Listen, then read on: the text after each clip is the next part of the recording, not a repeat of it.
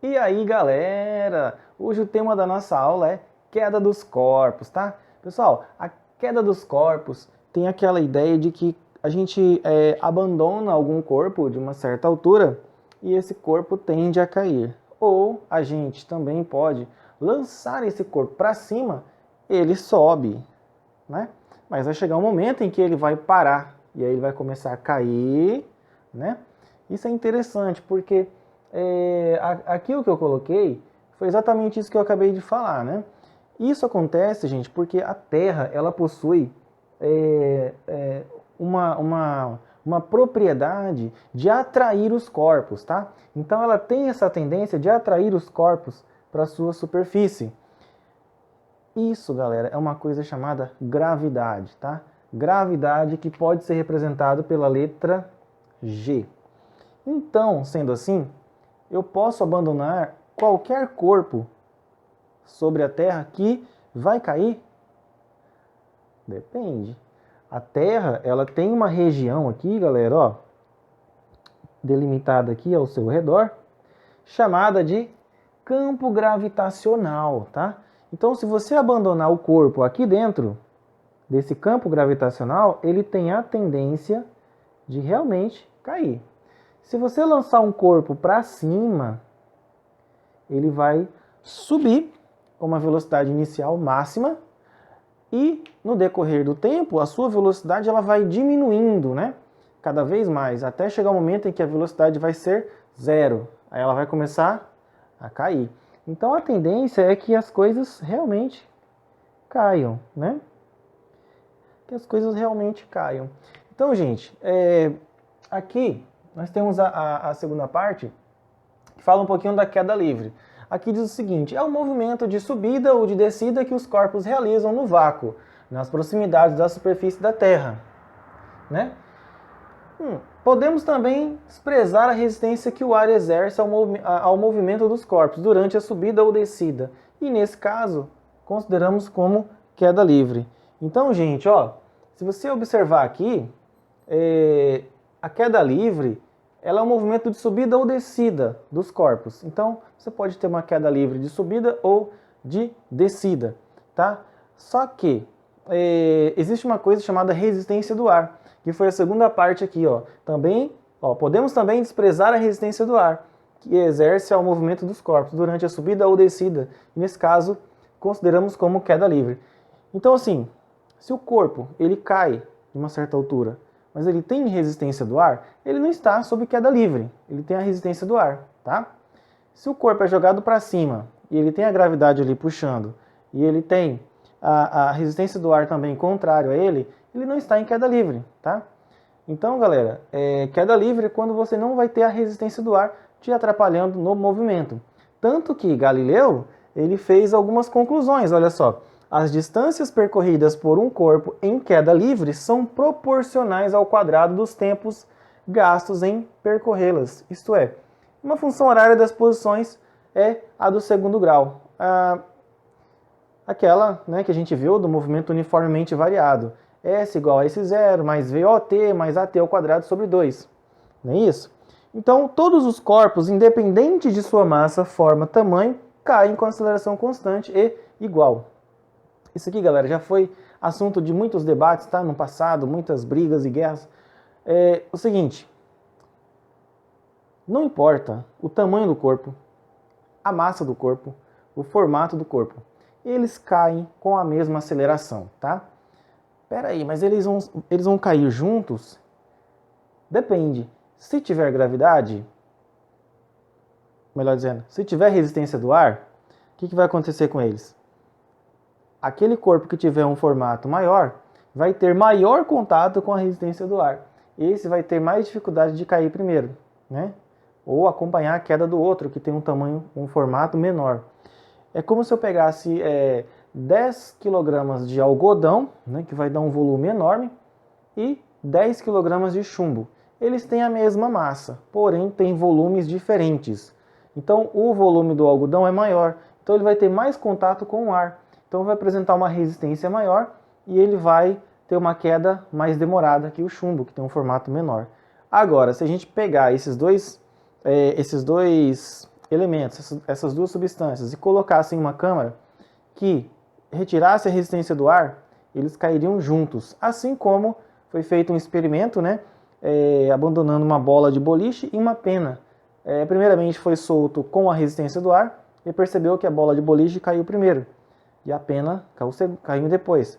E depois retirou a resistência do ar e aí a gente percebeu que tanto a pena quanto a bola de boliche caíram juntos, tá legal? Então, galera, agora a gente vai falar do lançamento vertical para cima, tá? Pessoal, o lançamento vertical para cima é aquele que você pega o corpo e literalmente joga para cima, entendeu? Ó, um corpo lançado verticalmente para cima realiza durante a subida, né, um movimento retilíneo uniformemente retardado, tá? Por quê? Porque o módulo da sua velocidade ela diminui no decorrer do tempo. Imagina, você lançou com a velocidade máxima, então ele vai subindo, subindo, subindo, só que sua velocidade ela vai diminuindo até parar. Lembra que nós comentamos isso anteriormente, tá? Então, quando você lança ele para cima, a gente sabe que a velocidade ela diminui. Consequentemente, o valor da nossa aceleração ela é negativa, porque ela é um movimento aqui, ó, retardado, tá? Então aqui a gente vai ao primeiro exemplo, bem tranquilo, para a gente compreender bem. Fala assim, um corpo é lançado do solo verticalmente para cima com velocidade inicial de 30 metros por segundo, desprezando a resistência do ar e admitindo que a gravidade é 10 metros por segundo ao quadrado, calcular. Calcular o que, gente? O tempo gasto pelo corpo para atingir a altura máxima. Letra B. A altura máxima atingida em relação ao solo. Letra C. O tempo gasto pelo corpo para retornar ao solo. Letra D. A velocidade ao chegar ao solo. E letra E. A construção dos gráficos da posição em função de t e da velocidade em função de t. Galera, é o seguinte, para a gente responder essa letra A, a gente vai precisar de uma ilustração, né? Então eu desenhei aqui uma ilustração da situação que está acontecendo. E aqui a gente tem o solo, tá? Aqui a nossa origem. E o nosso movimento aqui, ele foi para cima, né? Foi lançado de baixo para cima. Aqui é o nosso V0, que é a nossa altura máxima. Ele quer dizer o seguinte, quando ele atingir a altura máxima, a velocidade final vai ser zero. Então a gravidade, ela é 10 metros por segundo, né? E a velocidade inicial, 30 metros por segundo. Tá legal? Então, a gente vai começar fazendo aqui a nossa letra A. Vou apagar aqui. Pra gente dar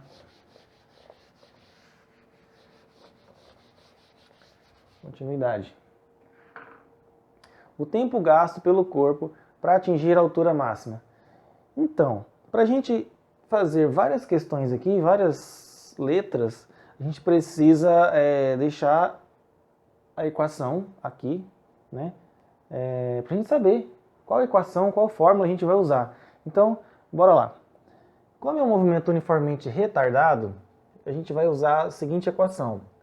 S igual a S0 mais VO vezes T mais 1/2 da aceleração vezes o tempo ao quadrado. Essa daqui, galera, é a equação do move, né? Lembraram? Só que no nosso caso, a gente está trabalhando com gravidade, né? Então, a gente vai transcrever ela dessa forma aqui, ó. S igual a S0 mais VO vezes T mais 1/2 multiplicado pela gravidade vezes o tempo ao quadrado. Tá vendo só?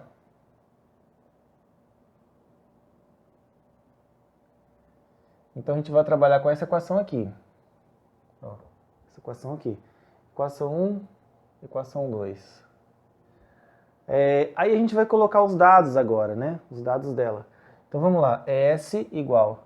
A minha posição inicial qual é? A minha posição inicial eu vou chamar de 0, porque ele partiu da origem, tá? Partiu do solo. Então, eu chamo isso aqui de 0. Mais a minha velocidade inicial. Quem é a minha velocidade inicial? 30 metros por segundo. Então eu coloco 30 aqui. E o meu tempo? Não sei. Mais 1/2, que multiplica a gravidade. Quanto vale a gravidade? Foi dado ali, menos 10, né? Menos 10, vezes o tempo ao quadrado. Isso aqui, galera, dá pra gente simplificar, ó. S é igual a 30 T. Olha só aqui, o que vai acontecer?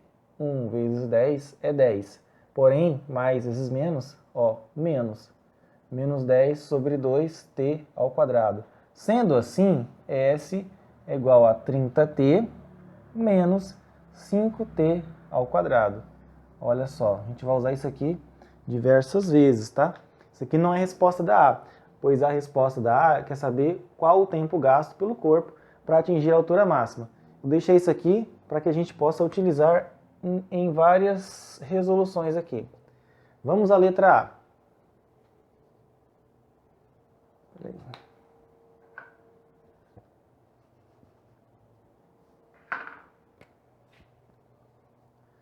Pessoal, na letra A, a gente pode utilizar a função horária da velocidade.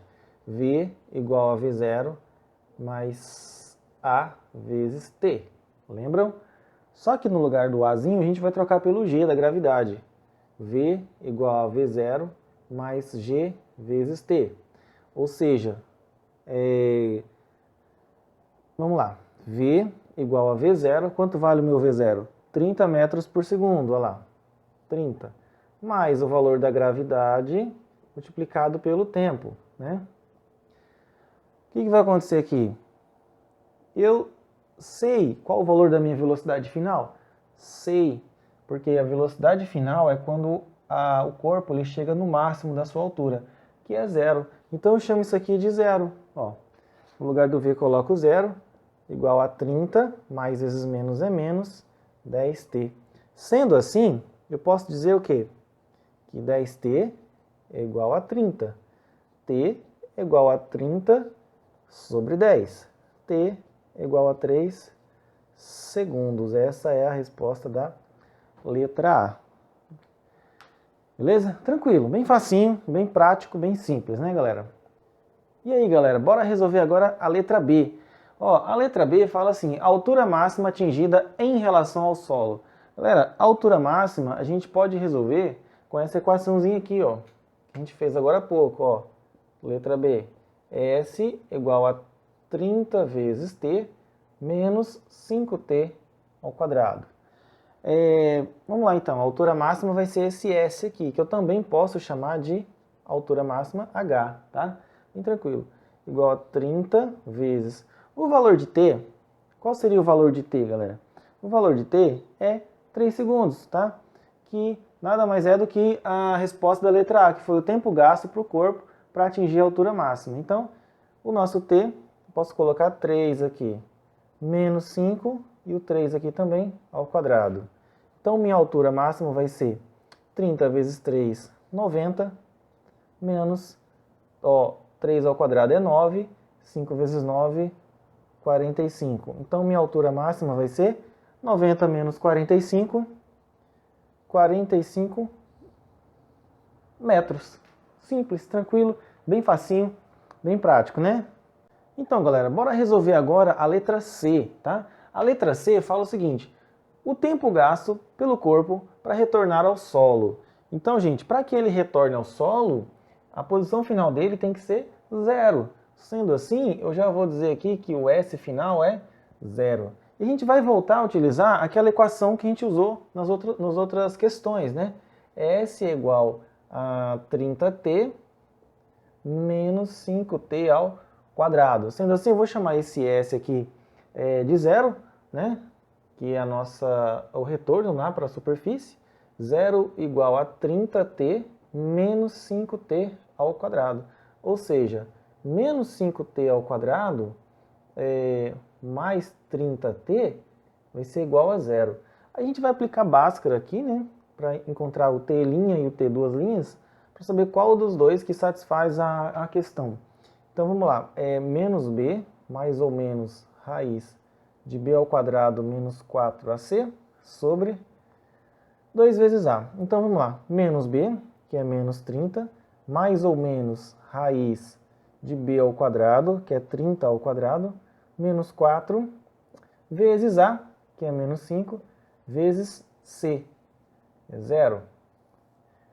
2a é 2 vezes o menos 5, né? Então, vamos lá resolver isso aqui. Menos 30, mais ou menos, raiz quadrada, ó, menos 4 vezes 5 e vezes 0, isso aqui já dá 0. Então, 30 ao quadrado dá 900. 900 sobre menos 10. A raiz de 900 dá 30. Então, vamos lá. Menos 30, mais ou menos, aqui a gente já extraiu da raiz, né? Mais ou menos 30 dividido por menos 10. Então, vamos encontrar o T' e o T, duas linhas. Menos 30, aqui por cima, menos 30 mais 30 dá 0, né? Aqui embaixo, menos 30 dá menos 60. Dividido por menos 10, a gente tem 6 segundos. Tá legal? Então, esse é o tempo gasto pelo corpo para retornar ao solo. Tranquilo? Agora a gente vai resolver a letra D, a velocidade ao chegar ao solo. Para a gente resolver, galera, a letra D, a gente vai precisar da função horária da velocidade. V igual a V0 mais gravidade vezes o tempo. Lembram? Então vamos lá. V igual a V0. Qual é o valor do meu V0? 30. Então vamos lá. 30 mais a gravidade, né? Menos 10, multiplicado pelo tempo. Qual é o tempo? O tempo, galera, foi a resposta que a gente encontrou na letra C, que foi o tempo gasto para ele retornar ao solo. Já que a letra D é a velocidade ao chegar ao solo, então ele gastou 6 segundos, né? Na letra anterior. Então a gente coloca os 6 aqui, ó. 6 segundos. V igual a 30 menos 10 vezes 6, 60. V igual a 30 menos 60, menos 30 metros por segundo. Velocidade negativa, que ele estava indo contrário à sua trajetória, tá legal? Bem facinho, né? Tranquilo? Moleza, né? Vamos agora à última questãozinha, que é a letra E. A construção dos gráficos S em função de T e V em função de T, tá? Tá aqui o S e o V, que representa a nossa altura e nossa velocidade. Galera, vocês viram que ele partiu da origem, partiu do zero, e a altura máxima dele foi 45. Então, o corpo foi lançado do solo, ó, subiu, atingiu o topo, e depois ele retornou e chegou novamente à superfície. Isso aqui, na realidade, ó, é assim, tá? Bem aqui. Então, aqui a gente tem a representação da altura máxima, a altura que ele foi lançada inicialmente. Aqui nós temos o tempo, que nós temos o tempo de 3 segundos, né? Que ele chegou ao topo com a altura máxima, e o tempo que ele retorna ao solo, que é 6 segundos. Então, todas as informações estão aqui com relação ao lançamento. Quanto à velocidade, nós temos aqui o gráfico, tá, da velocidade em função do tempo. Aqui é o nosso tempo, dado em segundos. Então, a gente percebe que ele partiu com uma velocidade inicial de 30 metros por segundo e foi subindo contrário à gravidade. Então, a velocidade dele foi diminuindo, porque foi um movimento retardado. Então, ele foi diminuindo a velocidade e em 3 segundos ele chegou na altura máxima e continuou caindo, chegou na altura máxima e começou a cair até chegar na superfície, onde ele teria gasto 6 segundos, tá? Então, ó, velocidade inicial foi 30, a gente viu aqui, né? Tá até aqui na ilustração ainda. Começou a subir, a velocidade foi diminuindo, né? Tá vendo que está se aproximando da origem, e com 3 segundos estava na altura máxima, começa a cair e chega à superfície com 6 segundos aqui, e com uma velocidade de menos 30 metros por segundo, tá? Velocidade negativa, porque ele foi contrário ao sentido da trajetória, que era para cima, tá legal, galera? Moleza, muito fácil e só. Tranquilos?